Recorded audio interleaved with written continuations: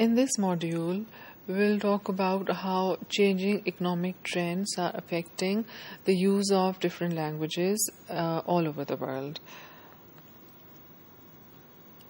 Let's first take a look at what we mean by globalization.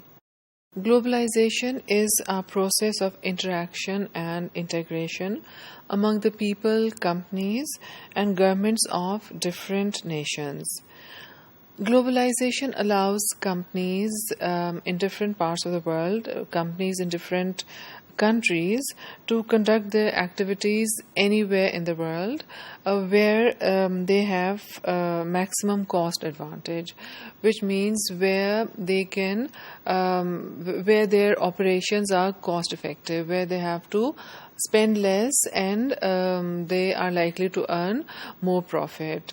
So globalization includes or involves interaction and integration among people, companies, and governments of different nations. And these different nations could be any countries anywhere in the world. Now, what do you think a global business plan is? A global business plan is a plan in which products can be manufactured in countries where labor is cheap and sold into markets where people are rich.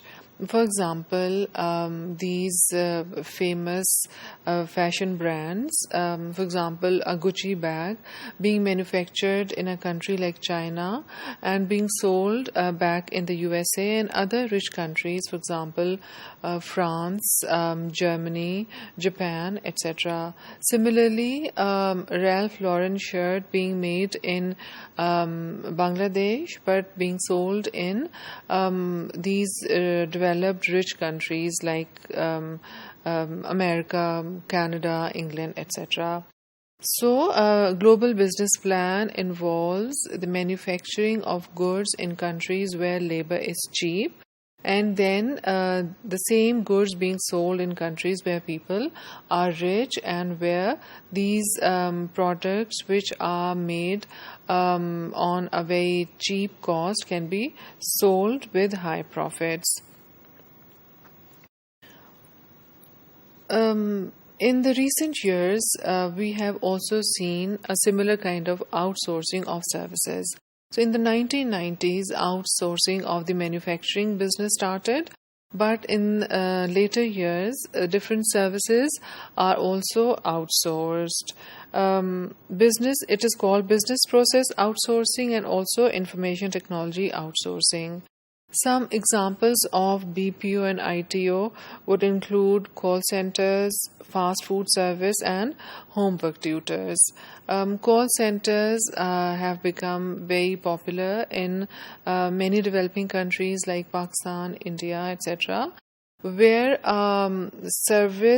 somebody who seeks service makes a call and it is picked up by a person in a distant country, in a country which is located at a large distance from the person who's making the call. So if you want to, for example, what do we call it? You want to recharge your phone or you want to add balance to your phone and you're living in England and you want to do that through a phone call, you make a call and the person who answers the phone is not in England. Somebody in India may answer the phone and enhance your balance in the phone. Similarly, you want to make an order for a burger at, let's say, McDonald's or KFC. You make a call and the call is not picked up by anybody in the same city but by somebody who is hundreds of miles away from you. Now, another trend which is increasing in the developed countries is seeking tutorial help from other countries, especially India. So, a lot of children in the USA take tutorial help from people in India, from tutors in India, and this help is provided online, especially in subjects like maths and science. So, we see this kind of outsourcing of services being done in the global economy, let's say. The BPO and ITO kind of plans, business plans, demand English. The demand for English increases because of such global outsourcing businesses, and it is because most of the offshore contracts come from English-speaking countries. So, if, for example, England establishes a call center, a phone service provider, a mobile phone service provider in England establishes a call center in India, the service will be provided to its customers in England, who will be mostly English speaking. Therefore, the demand for English increases with the outsourcing of such services. Now, the question is, will English remain a privilege of the elite? A privilege of the rich? Will it remain a language of the elites with these kinds of developments, global developments in economy, or with this kind of development of global economy? Will English remain a privilege of the rich or not? In the past, access to English was limited to the elite and the educated middle class. But with this globalization of economy, we see a wider distribution of English. We see because of this increased demand for English, jobs being available for people who are good at English, people's efforts to learn English will also increase.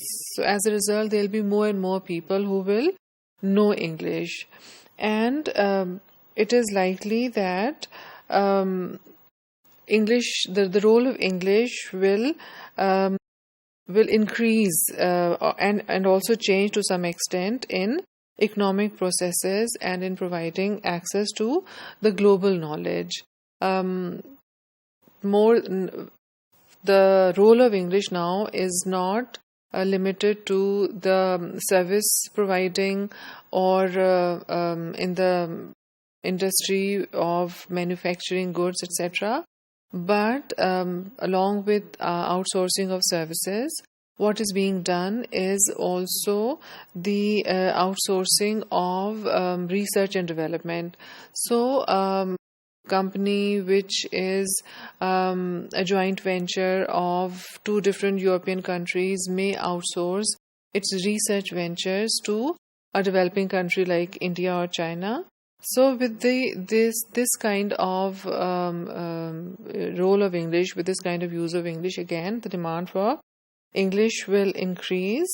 The availability of jobs that require the knowledge of English will also increase as a result of this kind of outsourcing. But people look at this whole situation as a precarious situation, as a situation which is likely to increase inequality and is likely to change English into an instrument of inequality, when even more jobs will be restricted only to those people who know English.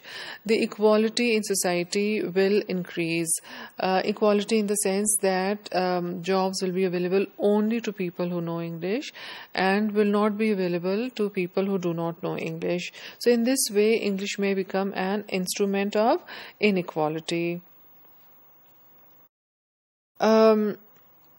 So the lack of knowledge of English in some countries now threatens to exclude a minority. So there was a time when minority of the people knew English and majority did not know English, but we are moving towards a time where majority of the people would know English and those who do not know English will become a minority. And the way minorities suffer there is a possibility that the people who will become a minority because of not knowing English will also suffer. Also, there has been this exodus of talent from developing countries to developed countries, where the migrant workers from developing countries go to these rich countries in search of livelihood.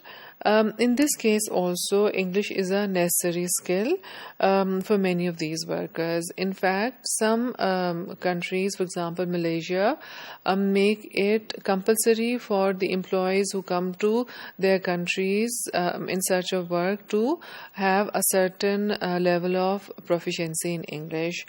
So we see that the globalization of economy, the development of the global world is increasing the demand for English.